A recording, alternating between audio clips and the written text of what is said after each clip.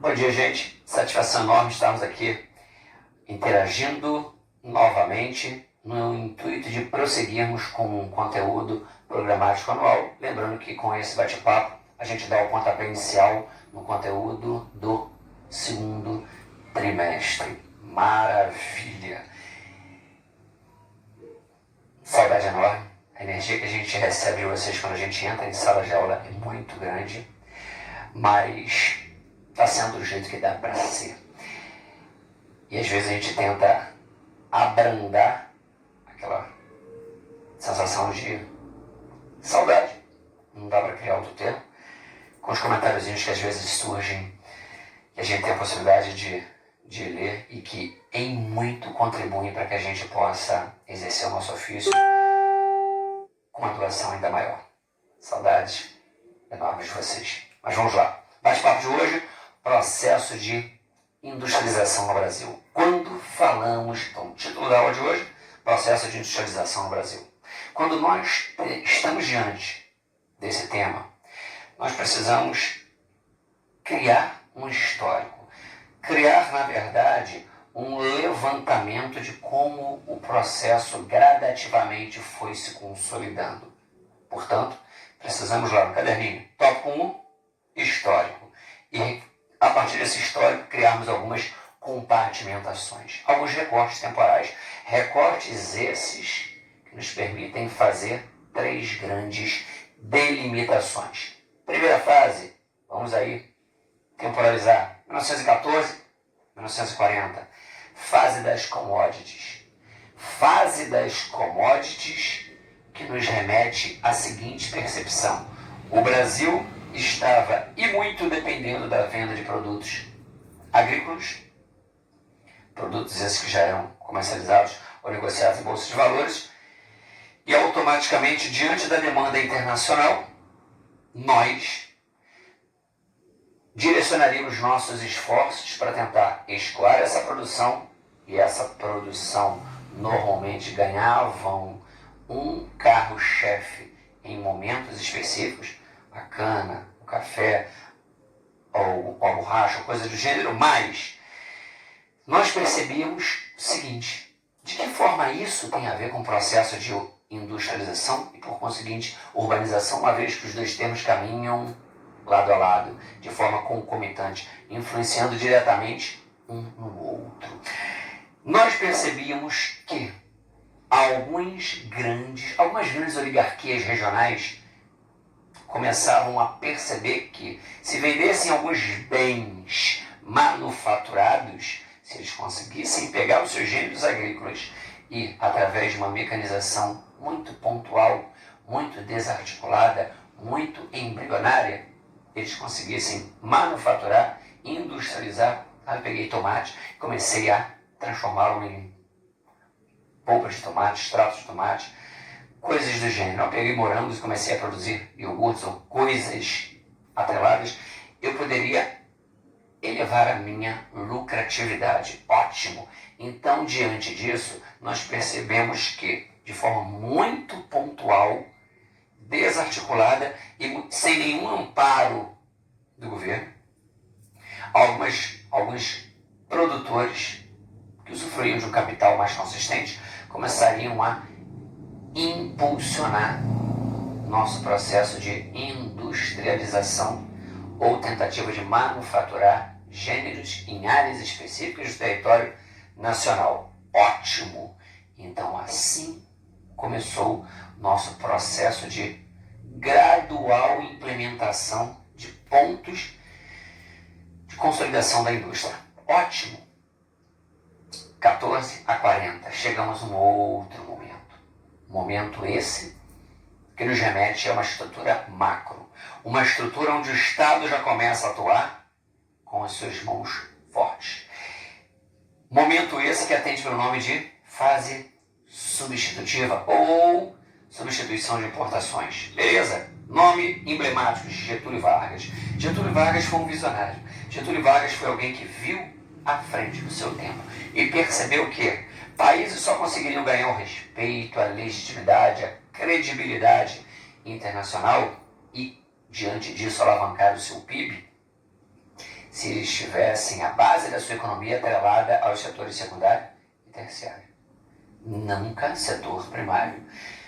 E percebeu também que o Brasil ia muito bem das pernas, vendendo seus produtos agrícolas, conseguindo capital para importar os bens manufaturados, desde que o mundo não estivesse passando por turbulências. Se assim ocorresse, nós passaríamos por intensas oscilações. Vulnerabilidade econômica é uma expressão que vai de encontro à situação vivenciada pelo Brasil nesse momento. Então Getúlio percebeu, não podemos caminhar dessa forma. O mundo está bem, adquire nossos bens manufaturados e nós conseguimos capital para importar os bens manufaturados. Precisamos começar a produzir esses bens aqui. Mas de que forma?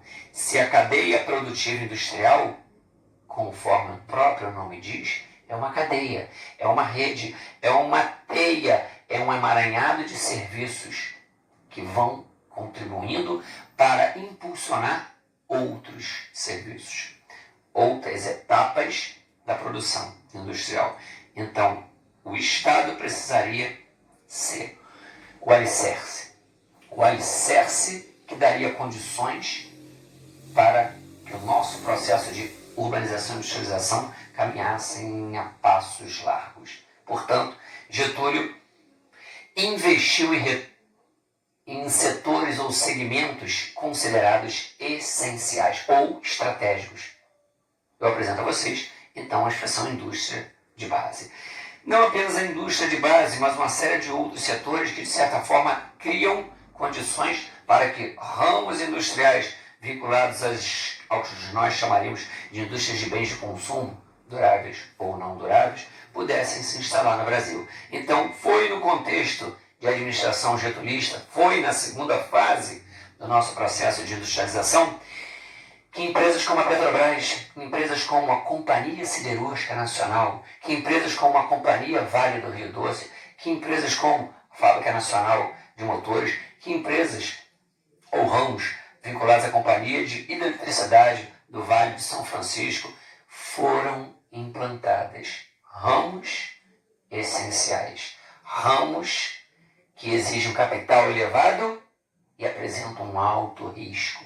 Eu posso, por exemplo, implantar uma mineradora e quando chegar a atingir esse recurso mineral, perceber que ele não tem o grau de pureza necessário para dar suporte para ramos siderúrgicos ou metalúrgicos. Por exemplo, a bauxita, que é a base da confecção do alumínio, ela não ser tão nobre.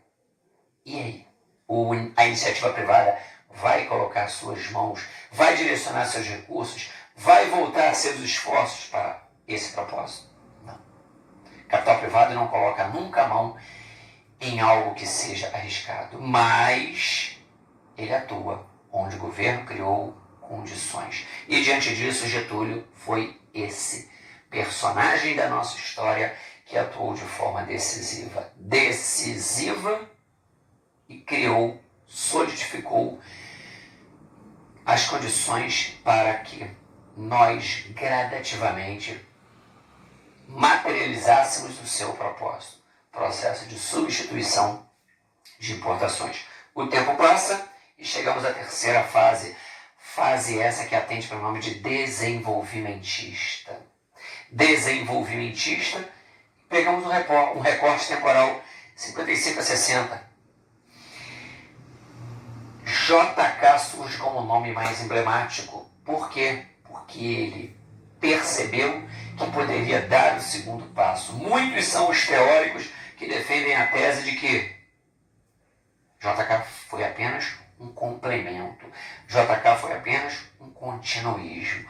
JK foi aquele que, percebendo que a base, o alicerce, tinha sido bem fincado no solo, poderia complementar. E tinha também um propósito. Ele foi visto como o governo dos slogans. Governar e abrir estradas, 50 anos em 5, ele tinha um propósito de acelerar o nosso processo de urbanização e industrialização, multiplicando as oportunidades de emprego e fazendo com que, numa observação do cenário nacional, já conseguíssemos constatar um Brasil urbano industrial e não mais agrícola.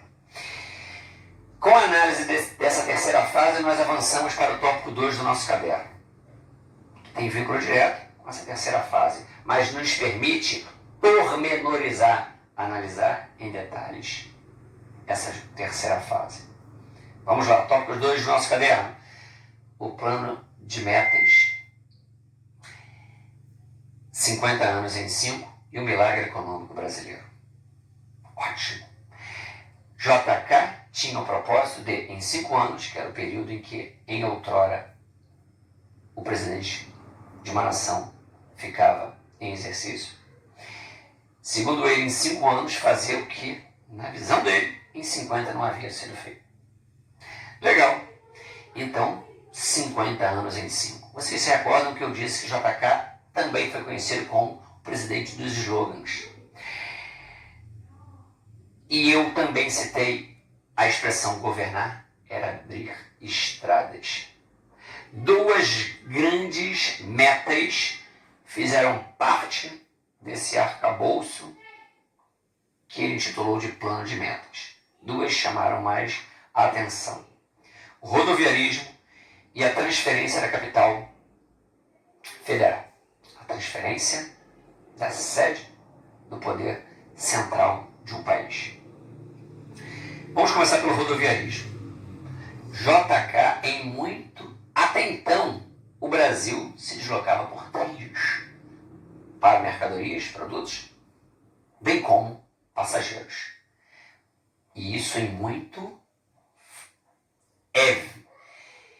sempre foi concebido é uma unanimidade por todos os estudiosos dos transportes, da logística de deslocamento de pessoas ou mercadorias, em países de dimensão continental, os sistemas ferro e hidro são vistos como excelência.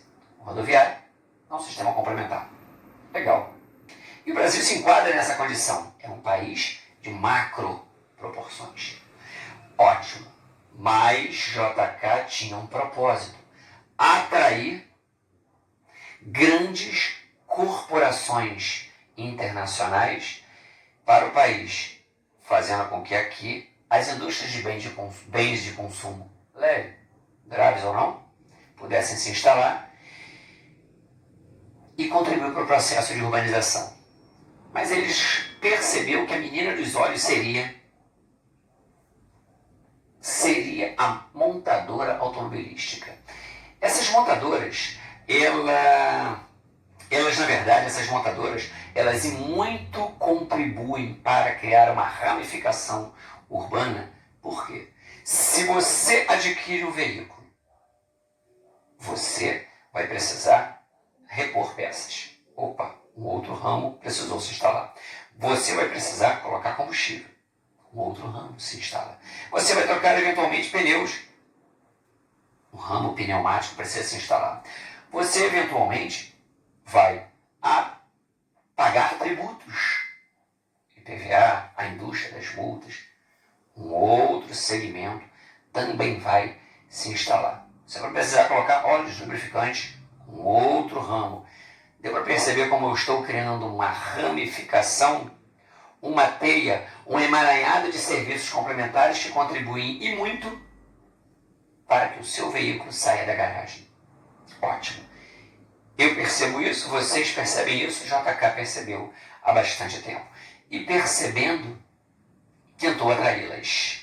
Só que esses montadores disseram o seguinte: JK, como você gostaria que nós nos transferíssemos para um país onde a maior parte das pessoas se desloca por linhas férreas, trens?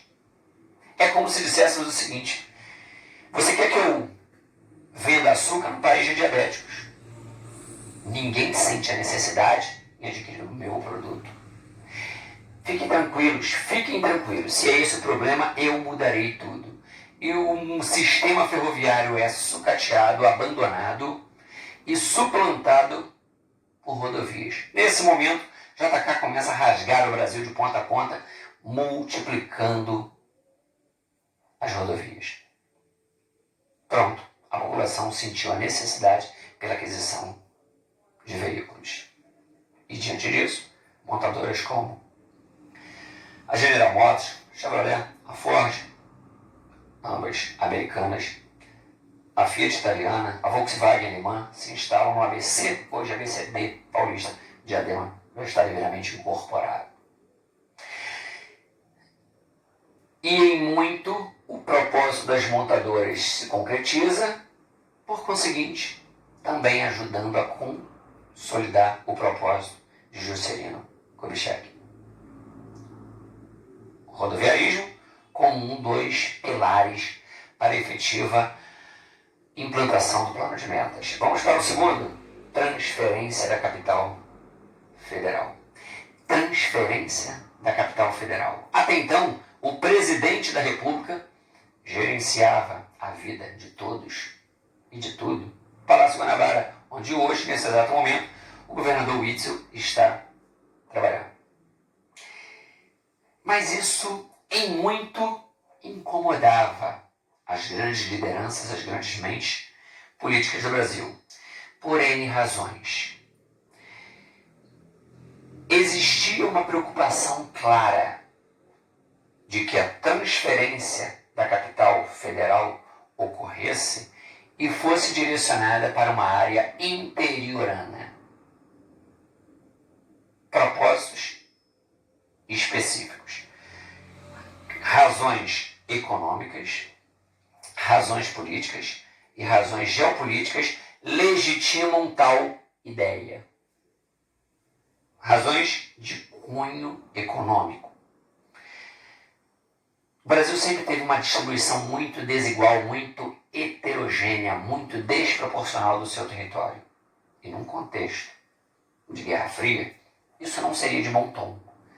Você ter uma área não ocupada, você ter grandes vazios demográficos. Como conduzir, como convencer, como contribuir para que pessoas saíssem de uma faixa litorânea, faixa essa que desde sempre foi muito ocupada, para uma área interiorana, onde nenhum mecanismo que permita a ocupação efetivamente exista. Só que eu, transferindo a capital federal para um meio do nada, entenda por meio do nada, centro-oeste, cerrado do Brasil. Eu consigo levar um plantel, um contingente de pessoas, políticos e seus assessores, que usufruem de um poder aquisitivo muito consistente. Essas pessoas vão precisar se alimentar. Essas pessoas, de repente, conduzindo, levando as suas famílias, vão precisar ter atividade de entretenimento. Seus filhos vão precisar estudar. Eu começo a perceber um conjunto de serviços que, sendo demandados por pessoas que têm um poder aquisitivo bastante sólido, esses serviços comecem a ser estruturados. E sendo estruturados, demandam trabalhadores de baixo e médio nível de qualificação. Isso convence cidadãos a se transferirem para áreas interioranas do país. Ótimo. Já comecei a impulsionar um processo de ocupação interiorana. Primeiro propósito, primeiro motivo, primeira razão que serve para legitimar a transferência de uma faixa litorânea para uma faixa interiorana. Vamos para a segunda. Razão de cunho político. Vou passar a vocês uma situação muito clara, muito emblemática. Universidade pública. Vamos pegar a UF, fica aqui muito próximo a nós. Vocês entram para a UF. Entraram através de um processo seletivo. Vocês não podem sair por qualquer bobagem, serem expulsos por qualquer bobagem. E isso dá a vocês uma certa tranquilidade, estabilidade, garantia. Aí vocês começam a se mobilizar, se envolvem em CEAs, centros acadêmicos, e esses centros acadêmicos, eles se unem através do DCE, Diretório Central dos Estudantes, que representa um núcleo pensante, crítico, atuante, que acaba por reivindicar melhorias para a universidade, especificamente também para os seus cursos. É um grupo que traz inquietações ao reitor. Dentro do conjunto de estudantes de universidade, você tem um núcleo, um nicho, um grupo que atua de forma intensa, que reivindica, que critica, que chama a liderança, a reitoria, ao diálogo, para que propósitos do reitor sejam implantados depois de conversações. Isso faz com que o reitor procure se distanciar desse grupo. O DCE da UF fica ali ao lado do Valonguinho, próximo à Plaza. A reitoria em Icaraí, distante. Numa universidade privada, você precisa ter esse distanciamento para ter tranquilidade administrativa? Não. Você não entrou para um processo tão minucioso. E se aquele que administra perceber que você está tirando a tranquilidade administrativa da instituição, facilmente você pode ser expurgado, expulso. Então você precisa acatar as determinações. Isso aqui não é uma instituição pública, é uma instituição privada. Existe aquele que manda e existe aquele grupo que obedece. Não está satisfeito? Vá para uma outra. Isso te faz ficar mais sereno, menos inquieto. O reitor não precisa ficar distante de eventuais CAs ou DCEs, quando eles existem. Vamos trazer esse raciocínio para a ótica política do Brasil. Capital humano mais crítico, mais atuante, ou usando uma expressão de alguns teóricos, capital humano pensante do Brasil, onde estavam os núcleos, as sedes das grandes empresas de telecomunicações no Brasil naquela época. Rio de Janeiro e São Paulo. Hoje somente São Paulo. Mas uma faixa litorânea. Esse eixo Rios-São Paulo sempre foi um eixo de muitas problematizações, de muitas inquietações, de muitas reivindicações. Um barril de pólvora. Justamente ali ficava a sede do poder central. Então, se de repente o governo toma uma medida que é impopular, no dia seguinte ele sabe que não vai ter condições de chegar ao Palácio Guanabara para administrar o país. Opa, se eu me afasto desse grupo, eu consigo administrar de forma mais serena, de forma mais leve, de forma mais despreocupada, porque eles podem até se mobilizar, mas essa mobilização até chegar aonde eu estou vai se dissipar, vai perder dimensão, vai se tornar mais branda. Então, propósito político, tentar se afastar do capital humano mais crítico, atuante, pensante do Brasil.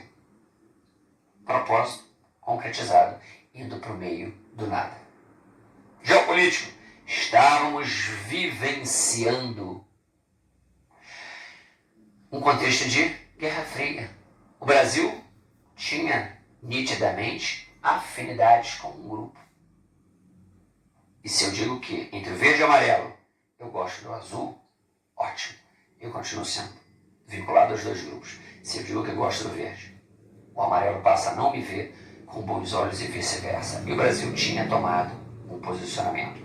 Nesse contexto, não seria de bom tom, e isso se estende ao Brasil e a qualquer país do mundo, ter a sede do poder central numa faixa litorânea não te resguarda, te deixa num nível de vulnerabilidade maior, porque diante de turbulências macropolíticas e intervenções bélicas internacionais, você chega ao país pela costa e se você consegue dominar a sede do poder central, facilmente você controla o restante.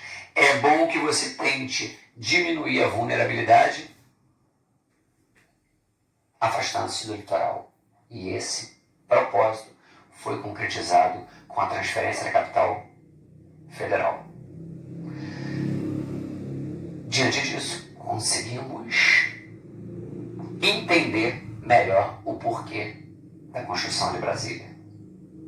E hoje já está aí completando 60 anos. Ótimo. E esse propósito também fazia parte do plano de metas.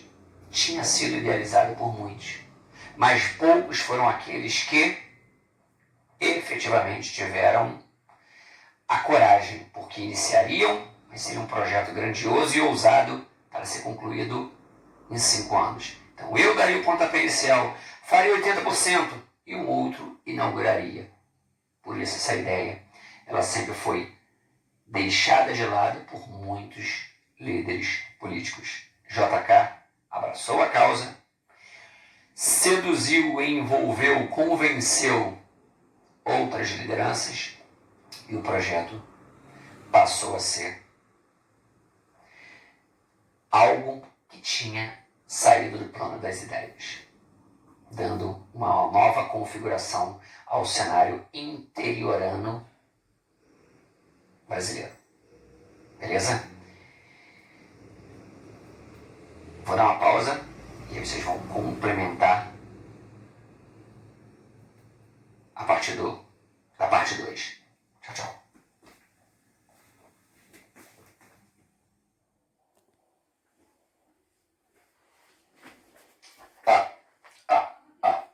Gente, seguinte, me perdoem aí a pausa, lamentavelmente vocês vão perceber aí o processo de industrialização no Brasil, parte 1 e parte 2. Essa é a parte 2 que está se iniciando em decorrência de quê? Problemas técnicos. Não existe mais memória no celular. A gente tem que apagar um monte de coisas para poder criar a possibilidade de a gente avançar. Show de bola. Perdoem mais uma vez, mas é o que dá para ser. Então o que acontece?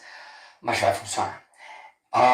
Então o que acontece? Se a gente para analisar, paramos no capital humano pensante, sólido, atuante e que inviabilizava qualquer administração. Beleza, vamos nos afastar desse capital humano pensante, jogando a sede do poder central para o meio do nada.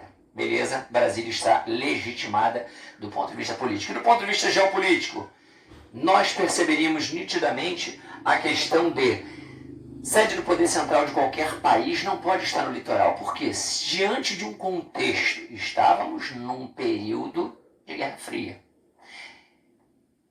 Guerra de ameaças, Brasil tomando partido ou se alinhando a um determinado grupo ou visão ideológica. Diante disso, se eu digo que gosto do verde, eu estou dizendo que não tenho simpatia pelo amarelo, ou vice-versa. Então, diante dessa realidade, desse contexto, a sede do poder central, numa situação eventual de intervenção bélica e invasão, ou seja, guerra, se você está no litoral é muito mais fácil você ser conquistado. E conquistando aquele que comanda tudo e todos, você tem maior chance de vencer uma guerra. Então é estratégico, do ponto de vista geopolítico, enviar a sede do poder central para uma faixa interiorana, ou seja, afastando-se do litoral. Estamos legitimando a questão de ordem geopolítica. Beleza, fechamos o tópico 2, que tenta contemplar os propósitos ou os itens mais relevantes do chamado plano de metas. Beleza, joga no tópico 3, consequências do modelo de político-administrativo implantado por JK. Consequências. Se eu perguntasse a vocês, foi bom ou foi ruim todo esse modelo que tentava atrair grandes empresas internacionais e acelerar o nosso processo de urbanização e industrialização num curto intervalo de tempo? Acertaria quem dissesse foi bom, acertaria também quem dissesse que foi ruim. Por quê? Porque existem vários argumentos que dão sustentação às diferentes teses. Deixa eu passar alguns dados a vocês. Se a gente para analisar, o Brasil salta antes desse intervalo aí de tempo. O Brasil tinha o 43º maior PIB mundial. Depois de todas essas mudanças, o Brasil dá um salto de 43º para a 8ª posição. 43ª para a 8ª posição num ranking de países mais urbanizados, industrializados do mundo, no que diz respeito nitidamente à questão do PIB. Então, o 8º maior PIB mundial era o do Brasil, 8ª potência urbana industrial do mundo. Se a gente para analisar também, conseguiríamos ter um amplo processo de industrialização, um amplo processo de urbanização e uma ramificação dos ramos industriais. Legal, o processo de industrialização ganha corpo e evidência. Mais um ponto positivo. Em contrapartida, se a gente para analisar, nossa dívida externa, problema esse que durante muito tempo cerceou, limitou, podou, dificultou nosso caminhar de forma mais serena. A nossa autonomia, nosso desenvolvimento, não, estamos longe disso, mas o propósito de ganharmos um respeito, uma relevância no cenário internacional, dizendo que, olha, cabe nessa divisão internacional do trabalho a América Latina esse papel, é o Brasil esse. Então começamos a ter uma certa relevância, passamos a ter uma certa identidade. Quem é esse país? Brasil. E a ele cabe esse e esse papel. Beleza, show de bola. Se a gente para analisar, o Brasil tinha uma dívida externa da ordem de 3,7 bi. Dá um salto, no final desse processo, para mais ou menos 96 bilhões de dólares. Aspecto extremamente nocivo às pretensões do Brasil ter autonomia. Quem tem dívida não tem voz grossa no sentido de sentar à mesa de negociações e dizer: gostaria de fazer dessa forma e não dessa. Então, isso em muito nos prejudicou e caminhou a passos largos, ganhou proporções colossais ao final desse momento. Se a gente para analisar esse modelo todo de urbanização acelerada, industrialização acelerada, concentrou a renda, multiplicando os chamados bolsões de pobreza. Então começamos a ter aí inúmeras mazelas multiplicadas ou incrementadas a partir de também darmos maior dimensão ou materializarmos os grandes bolsões de pobreza no cenário nacional. A concentração de renda ficou ainda mais visível. Ótimo. Então existem muitos aspectos que, de certa forma, legitimam, fortalecem, existem muitos aspectos que refutam, tiram a legitimidade do modelo de industrialização que foi estruturado no Brasil. É interessante a gente atentar para o fato de que o Brasil, ele teve o que muitos pesquisadores, muitos teóricos chamam de tripé econômico. Nosso modelo de industrialização e de urbanização, por conseguinte, ele ficou pautado em diferentes vertentes. Coube, desde seu embrião, ao poder público atuar em ramos ou setores de base energéticos, siderurgia, metalurgia, ótimo, mineração. Esses ramos ficaram sob incumbência do capital público. Capital privado nacional, ele atuou, de certa forma, em cima dos chamados bens de consumo não duráveis ou leve. E o capital privado internacional, ele atuou primordialmente em cima daquele ramo industrial que nos remete à ideia de bens de consumo duráveis. Então, de certa forma, a junção dessas três forças, com esse nítido direcionamento de funções, de papéis, nós começamos a perceber que aquilo que, num determinado momento, fazia parte do plano das ideias, começasse a se concretizar. E o Brasil passaria a assumir uma relevância no cenário internacional, dizendo: a base do meu PIB hoje não advém primordialmente de gêneros oriundos do campo, como foi no início do nosso processo de industrialização. Lembra-se de como nós começamos esse nosso bate-papo? Processo de industrialização, vamos fazer recortes. E a primeira fase, 14 a 40, atenderia pelo nome de fase das commodities. Fase pautada em cima da iniciativa isolada, sem articulação, sem fomento do poder público, de grandes proprietários de terra que tinham o anseio de manufaturar, por conseguinte, ampliarem sua margem de lucro em setores, ramos, gêneros específicos. Beleza. Nesse momento, havia uma pretensão. Essa pretensão, ela realmente sai do plano das ideias, ganha concretude a partir desse chamado tripé econômico.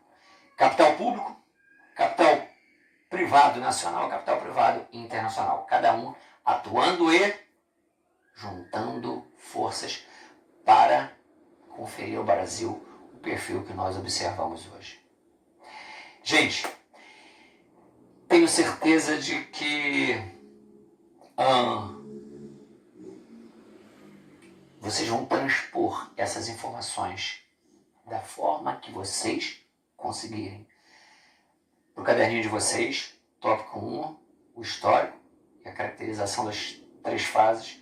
Tópico 2, uma análise mais pormenorizada do plano de metas e o objetivo de acelerarmos o nosso processo de industrialização, chamado Milagre Econômico, 50 anos em 5.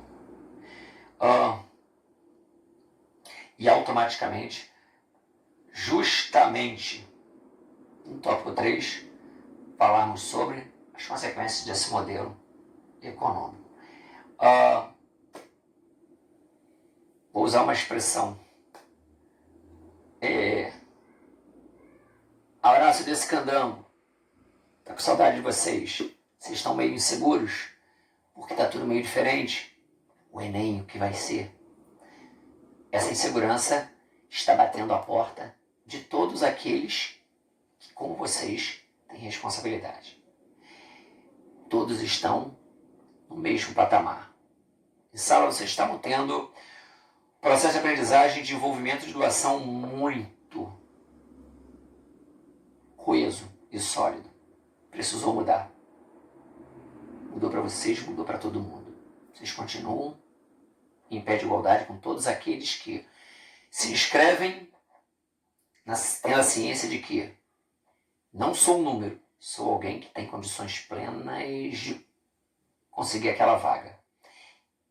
E mesmo com essa reestruturação, vocês não estão dando nenhum passo atrás. Estamos avançando.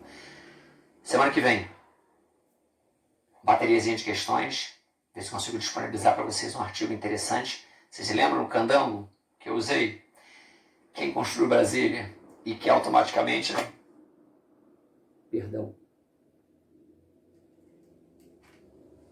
E que automaticamente, depois ficou sem ter o que fazer. Isso que eu estou comentando vai de encontro ao artigo que vocês vão ler. Cidadãos nordestinos que estavam prestes a se deslocar para qualquer frente, ampla frente de trabalho que fosse criada no território nacional. Foi criada no Centro-Oeste. Então, os candangos, trabalhadores nordestinos com baixo nível de qualificação. Eu construí Brasília, e agora o que eu faço? Volto para o Nordeste? Não. Vou ficar aqui aos arredores de Brasília. Brasília foi pensada para ser grandiosa. Mas o que fazer com esses cidadãos de baixo poder aquisitivo e nível muito limitado de qualificação? Vou ficar ocupando os arredores de Brasília. Vou precisar fazer uma atualização do projeto inicial. Vou construir cidades satélites. Essas cidades satélites, elas deram condições desses cidadãos ocuparem os arredores. Para não culminar no processo de favelização, uma urbanização mal elaborada, que, no final da história, se estrutura através da ocupação de áreas de menor valorização do espaço urbano, morros, planícies de inundação de rios, demonstrando que o processo de urbanização está sendo equivocado. Para que isso não aconteça e não exista uma crítica com relação ao projeto inicial, em vez de eu ter favelas ao redor, vamos construir cidades satélites. Então, cidades satélites, elas automaticamente surgem como uma demonstração de que eu posso dar condições de ocupação dos arredores de Brasília de forma relativamente mais organizada, estruturada, planejada. Quem ocupa? Os candangos, cidadãos nordestinos, baixo nível de escolaridade, poder aquisitivo bem achatado. Gente, forte abraço e até semana que vem, se Deus quiser. Até mais.